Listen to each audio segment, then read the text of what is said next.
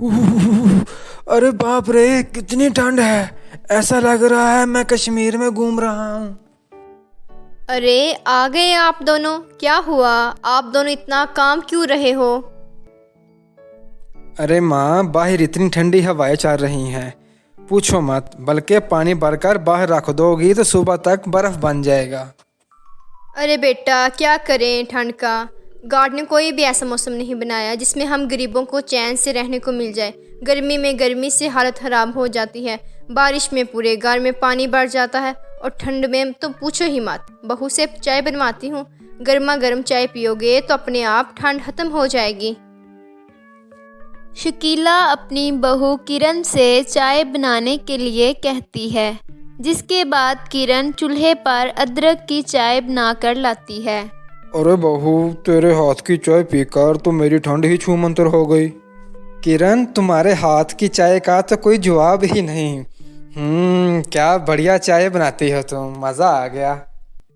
किरण का पति कामरान और ससुर महेश एक आइसक्रीम की फैक्ट्री में काम करते थे, जिससे मिलने वाले पैसों से वो लोग अपने घर का गुजारा करते हैं।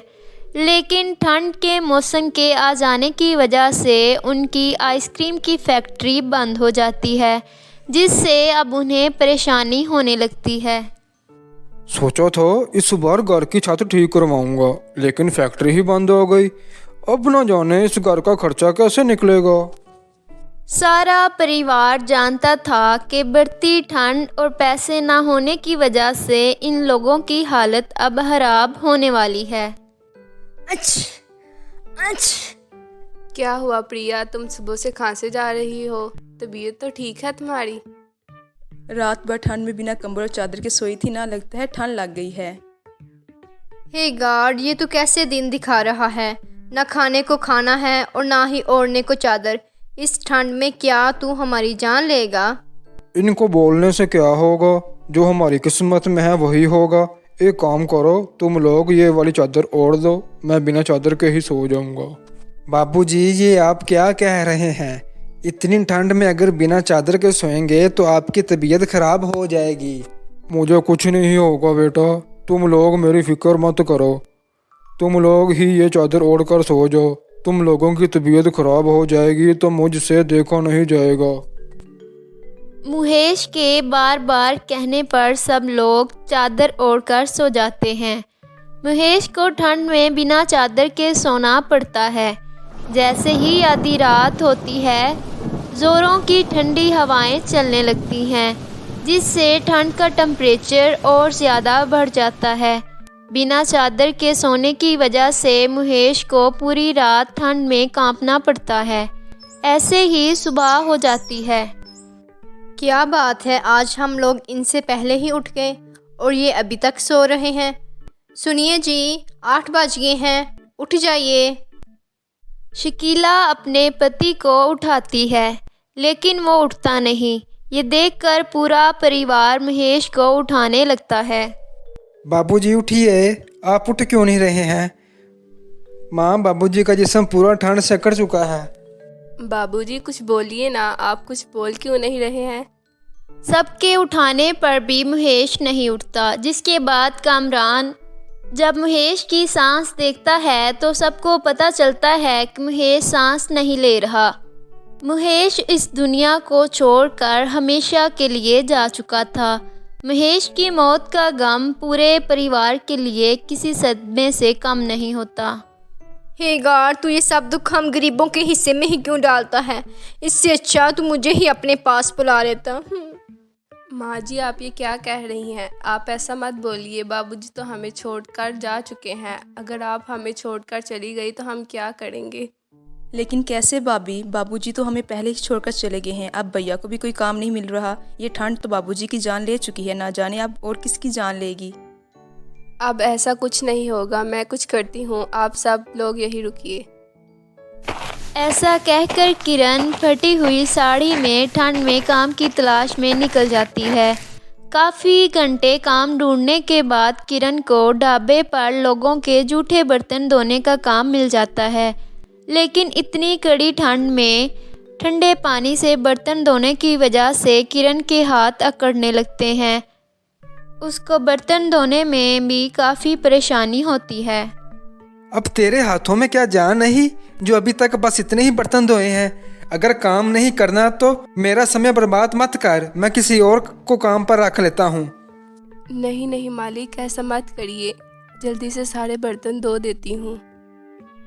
किरण ठंड को भूलकर और अपने परिवार की गरीबी को देखकर सारे बर्तन जल्दी से धो देती है और इससे मिले पैसों को लेकर परिवार के लिए खाने का सामान लेने चली जाती है कि तभी किरण को एक ठेला दिखाई देता है। दुकान का मालिक गर्मा गर्म चाय के साथ उबला अंडा बेच रहा होता है। किरण जल्दी से जाकर इस दुकानदार से अंडा और चाय खरीदकर परिवार के लिए ले जाती है और पूरा परिवार चाय और अंडा खाता है। भाभी ना जाने कितने दिनों के बाद अच्छा खाने को मिला है। अंडा तो खाने में काफ़ी बढ़िया लगता है, पर चाय तो आप ही अच्छी बनाती हो। हाँ बहू, प्रिया बिल्कुल ठीक कह रही है।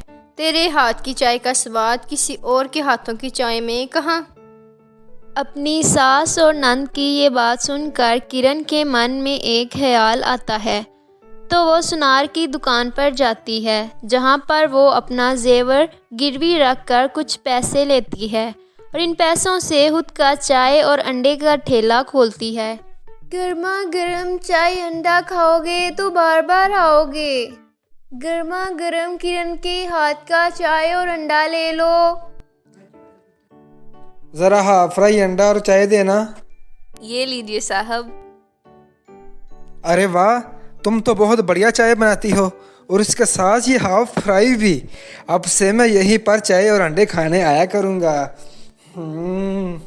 कस्टमर की ये बात सुनकर किरण बहुत खुश होती है। किरण और उसका पूरा परिवार मन लगा कर काम करता है। जहाँ किरण अंडा और चाय बनाती वहाँ किरण का परिवार कस्टमर को इनका ऑर्डर देते हैं। अब धीरे धीरे किरण की दुकान बहुत अच्छी चलती है, जिसके बाद उनकी परेशानी धीरे धीरे कम होने लगती है और समय गुजरने के साथ अब इनके घर की हालत बिल्कुल ठीक हो जाती है। अब किरण ठेले पर चाय और अंडा बेचने की बजाय वो दुकान खोल लेती है। फिर इस पर अंडे और चाय का बिजनेस शुरू कर देती है। वही अब पूरा परिवार टूटी हुई झोंपड़ी को छोड़कर एक बड़े से घर में रहने लगता है और अच्छे अच्छे कपड़े पहनने लगता है। ऊपर वाले की मेहरबानी से हमने परेशानी और गरीबी तो दूर कर ली, लेकिन जो ठंड में बेसहारा और सड़कों पर सोने वाले लोग और फिर बैठकर गुजारा करने वाले लोग जो ठंड में मर जाते हैं, उन सब लोगों के लिए हमें कुछ ना कुछ तो करना होगा। हाँ बहू, तू बिल्कुल ठीक कह रही है। एक काम करते हैं, हम उन लोगों के लिए गर्म कपड़े और खाने का सामान ले आते हैं। कम से कम उनको ठंड से थोड़ी तो राहत मिलेगी। महेश जी की तरह उन लोगों के साथ ये सब तो ना होगा। पूरा परिवार मिलकर सड़क पर रहने वालों के लिए गर्म कपड़े खरीदते हैं और साथ ही साथ खाने का सामान देते हैं, जिससे उनको थोड़ी राहत मिलती है और किरण के पूरे परिवार वालों को दुआ। जिसके बाद ऐसे ही वो हर साल गरीबों की मदद करते थे।